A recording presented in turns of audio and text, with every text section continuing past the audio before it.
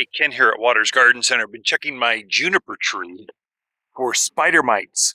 They've been really bad. You're seeing entire foliage being covered by webs. And I don't see any here on my native junipers, but they also get on Italian cypress, other types of other junipers, cedars, cypress. You need to be really aware, but I got a great example. This is what you're looking for. This is on an Italian cypress. Can you see that webbing? It's kind of gross, actually.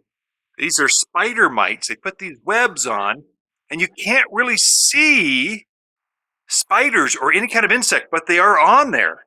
And they just coat this. What they're doing is there's tens of thousands of them they're not on the pansies, just on the evergreen.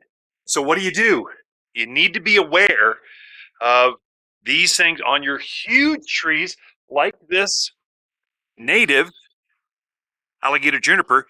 They can literally coat that entire tree with this same kind of webbing. What do? They'll actually kill the tree if you don't get on this. So I'm going to spray this right now with Sayonara. That's the product. It's as light as you can get, as safe as you can get, and still be chemical. This is not going to go away organically. You've got to really go after it. And so I've powered up this sprayer. I'm just going to spray that just like this from a couple different angles, trying to knock down that webbing and the spider mites that are on there.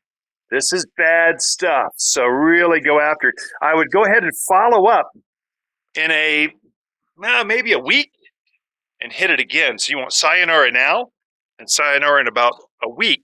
It also works on grasshoppers, aphids, all the other stuff, but look for spider mites and that webbing on your plant and don't allow them to kill your evergreens. Oh, it looks better already. So Ken here at Waters Garden Center, how to deal with spider mites in your yard.